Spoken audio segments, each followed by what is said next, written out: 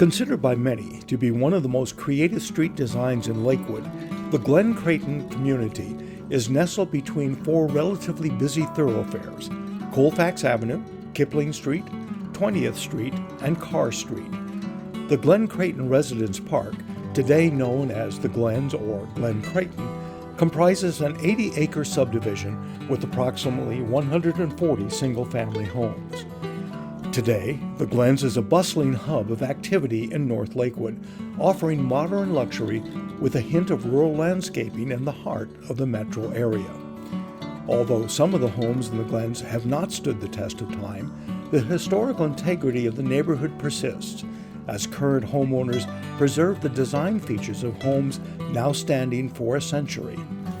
The sensitivity to the natural landscape and prominent architectural features of the Glens are showcased annually in the Glens Art Walk and the Morse Park Sustainable Neighborhood Program. Kelly Cvanciger and Heather Peterson have served on the City of Lakewood's Historical Preservation Commission since 2020. Together, they completed a reconnaissance survey of the Glens in 2022 in an effort to catalog the historical integrity of the neighborhood. Hello everyone, my name is Dr. Kelly Cvanciger, and I'm a member of the Jefferson County Historical Commission. Along with Lakewood Historical Commission member Heather Peterson, we uncovered a 2-year study, a windshield view of the Glens, a neighborhood in North Lakewood. Today, I'd like to tell you a bit of that history. Considered by many to be one of the most creative street designs in Lakewood, the Glen Creighton community is nestled between four relatively busy thoroughfares: Colfax Avenue, Kipling Street, 20th Street, and Carr Street. The Glen Creighton Residence Park, known today as the Glens or Glen Creighton, comprises an 80-acre subdivision with approximately 140 single-family homes. Cyrus Creighton purchased the land for $32,000 in 1920 from B.J. Pendergrast. Determined to turn the plot into a prosperous community, Cyrus envisioned a residential park that families could enjoy for generations to come. Cyrus commissioned prominent Denver landscape architects Sacco DeBoer and Walter Pessman to design a subdivision with irregular-shaped, large lots that blended urban and rural characteristics. Sacco DeBoer was born in the Netherlands. Tuberculosis plagued DeBoer by the age of 25, which prompted him to seek a drier climate in America. Once he arrived in Denver, he worked at the city nursery and for the Denver City Parks Department as a teamster. Impressed by DeBoer's project of converting a dump on Cherry Creek into Sunken Gardens Park, Denver Mayor Robert Speer named DeBoer as Denver's second city landscape architect after the 1910 death of Reinhard Schultz, Denver's first city landscape architect. An accomplished landscape architect over 7 decades, DeBoer was recognized for his use of indigenous plant material, sensitivity to the natural landscape, and sustainable practices. M. Walter Pessman was born in the Netherlands as well. He graduated from what is now Colorado State University in 1910 with a degree in landscape architecture. In 1919, he and DeBoer formed the DeBoer and Pessman Landscape Architects firm, which they continued for 5 years before Pessman opened his own firm. DeBoer and Pessman designed the South Denver subdivision of Bonnie Brae in 1923. Which integrated the use of curved streets for the first time. Later that year, they designed Glen Creighton, incorporating a curved street plan following the topography. Teams of horses carved 9 curvilinear streets, all with names beginning with Glen, including Glen Eyre, Glen Bar, Glen Dale, Glen D, Glen Gary, Glen Guile, Glen Moore, and Glen Shiel.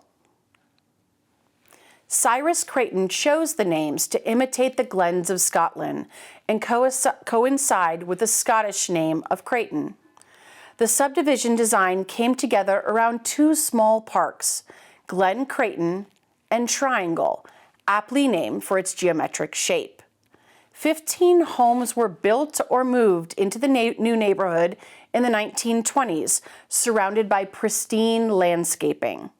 These early homes featured mostly the architectural styles of Craftsman bungalow and Tudor revival, English Norman brick cottages, many with stone trim, stucco, and half-timbered gable faces. The Glens relied on a deep well, pump house, and the Glen Creighton mutual ditch system, which meanders through the neighborhood, irrigating the large plats of land, still considered a rural community through the 1950s.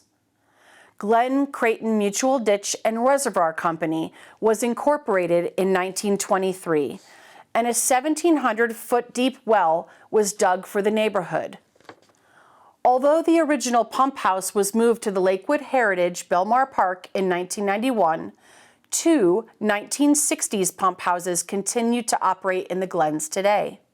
Promotions of the neighborhood in the 1920s indicated that there were splendid irrigation rights in proportion of 1 inch to the acre. Glen Creighton would also furnish to the owner artesian water, the best water in the world. The Glens residents continue to clean out their ditch segments, as the ditch water flows regularly from April through October annually. Cyrus Creighton continued to grow his residential community, touting its benefits until his passing in 1973. During its early development, local newspaper advertisements promoted its artesian water supply and close proximity to Golden and the electric streetcar line near Colfax Avenue, which likely prompted its popularity. Cyrus called the Glens homes happy homes, compared to the more common-looking residents along Colfax. Creighton sought to create an exclusive residential community of narrow, winding streets and real estate covenants designed to ensure a community of substantial wealth and social status. The covenants included restrictions regarding the types of fences, walls, and homes that could be built. Unfortunately, the Glens was not immune to racial prejudice that persisted from the 1920s to the 1950s, as strict covenants promoted discriminatory practices, not permitting marginalized people of color from buying plats in the neighborhood until 1959. After World War II, the Glens developed further with ranch-type and modern-style dwellings, including one international style and a few Usonian-style houses. Today, the Glens is a bustling hub of activity in North Lakewood, offering modern luxury with a hint of rural landscaping in the heart of the metro area. Although some of the homes in the Glens have not stood the test of time, the historical integrity of the neighborhood persists as current homeowners persevere and the design features of homes now standing for a century. The sensitivity of the natural landscape and prominent architectural features of the Glens are showcased annually in the Glens Art Walk and in the Morse Park Sustainable Neighborhood Program. Thank you.